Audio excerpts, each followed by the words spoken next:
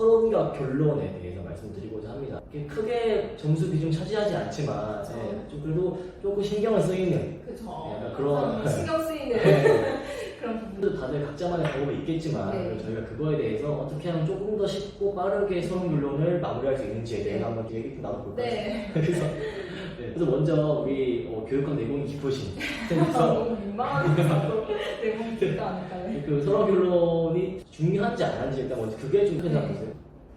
제가 예전에 공부했을 때 심지어는 서론 결론을 아예 쓰지 않아도 점수에 지장이 이런 말까지 있을 정도였거든요. 그래서 이제 문제를 보면은 실전 문제를 보면 밑에 그 구성 점수에 아예 서론 결론을 쓰라고 명시해놨어요. 바뀌었죠. 네, 그러니까 그거 자체가 어쨌든 서론 결론은 점수에 들어간다는 거죠. 그러니까 절대 무시를 할 수는 없는 부분이지만 하지만 시간을 너무 많이 할애해도 안 된다 라고 생각을 해요. 그 정도가 저 같은 경우에는 정말 몇 분은 안 걸렸던 것 같아요. 그러니까 두 개 다 해도 한 10분? 10분 내로 10분 내로 빨리 이렇게 네, 그 가능해요.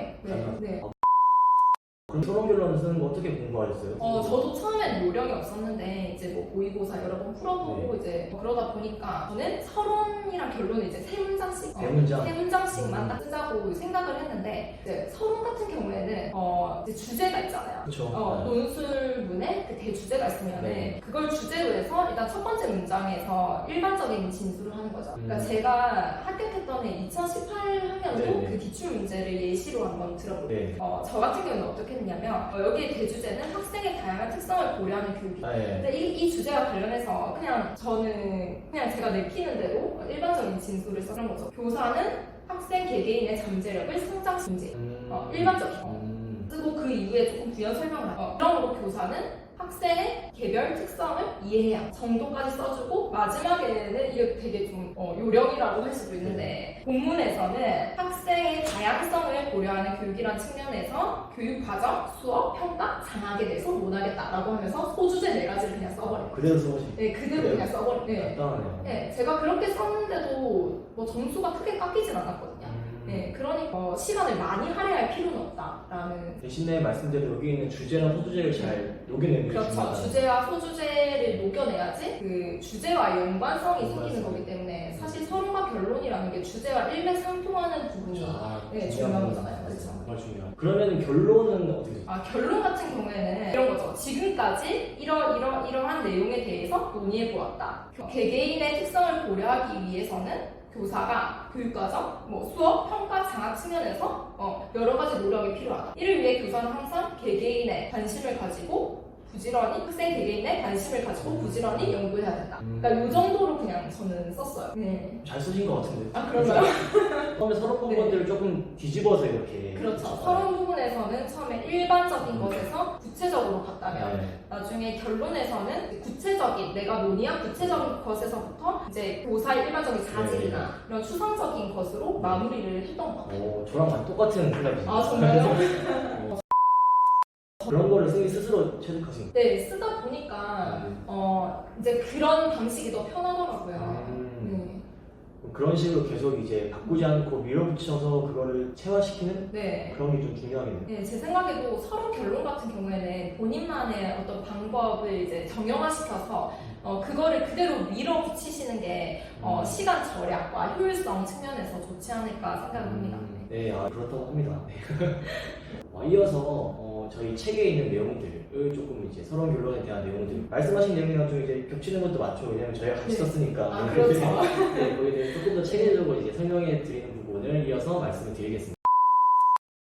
글의 논지에서 매우 벗어나는 내용 아니면은 형식적으로 작성할 경우에 점수를 부여하는 것으로 알려져 있습니다. 따라서 이 전략적으로 볼 때 서론과 결론에는 많은 시간을 투자할 필요는 없습니다. 즉 최소한의 시간 투자로 빠르고 간단하게 서술하는 것이 서론 결론의 포인트라고 할 수 있습니다. 그러기 위해서는 어떤 논술 문항이 나오더라도 당황하지 않고 쓸 수 있는 만능 툴이 있어야 되겠습니다. 그래서 저희는 그 만능 툴을 찾기 위해서 먼저 이 서론과 결론이 논술에서 어떤 역할을 하는지를 알아보았습니다. 서론은 본론으로 안내하는 역할을 하고요. 본론은 이 본론 뒤에서 이를 마무리하는 역할을 합니다. 즉, 서론이 포괄적인 관점에서 구체적인 논술로 문항을 좁혀주는 역할을 한다면 결론은 이 구체적인 논술 내용을 정리하고 다시 포괄적인 주제로 이를 확대시켜주는 역할을 담당하는 걸 할 수 있습니다. 따라서 세 문장 서론 결론 작성법을 만들어 봤는데요. 이 세 문장은 각각 신규교사 일반 기준, 그리고 주제, 그리고 4가지 소주제에 해당합니다. 이 신규교사 기준은 제가 이전에도 말씀드렸다시피 신규교사의 자질과 능력에 관한 일반 기준입니다. 이거는 총 10문장밖에 없기 때문에 선생님들께서 충분히 10문장 정도는 어느 정도 암기하실 수 있다고 생각이 듭니다. 그리고 주제는 논술에서 제시하는 그 주제를 뜻합니다. 마지막으로 4가지 소주제는 논술의 내용에 해당하는 4가지 영역입니다.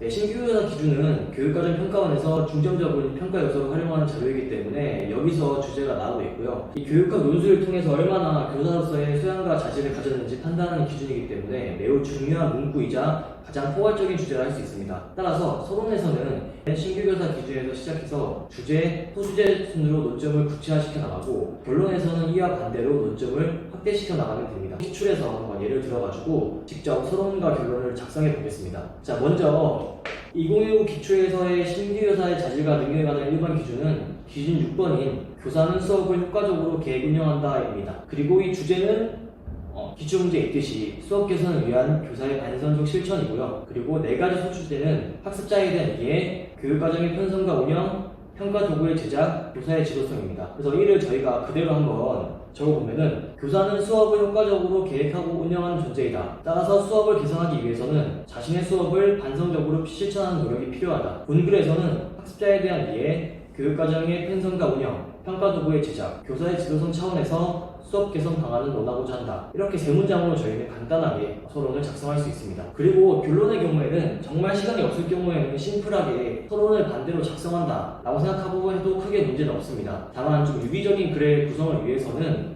제가 말씀드린 내용을 조금 더 추가하시면 더욱더 좋은 결론을 쓸 수가 있는데요. 자, 첫 번째로 4가지 소주제를 저희가 위에 썼던 부분들을 한번 정리해봅니다. 지금까지 학생의 특성에 따른 모든 활동이 학생의 기에 미치는 영향을 살핀 학습 경험 선정, 학생들의 정의적 요소를 반영한 모든 구성, 마지막으로 수업 개선을 위한 교사의 지도성, 신장 방안까지 알아보았다. 이와 같이 교사는 수업 후에도 지속적으로 본인의 수업을 성찰하고 부족한 부분을 개선해 나가기 위한 노력해야 된다. 이로써 학생에게 적합한 수업을 효과적으로 계획하며 운영할 수 있는 자질과 능력을 갖춘 교사로 거듭날 수 있다. 네, 지금까지 저희가 이렇게 서론과 결론 쓰는 방법을 알아봤는데요. 중요한 부분은 이처럼 하나의 틀을 가지고 그 틀을 체화시켜서 시험장에서 매우 빠르고 간단하게 서론과 결론을 쓰는 것, 그게 바로 포인트라고 할 수 있습니다.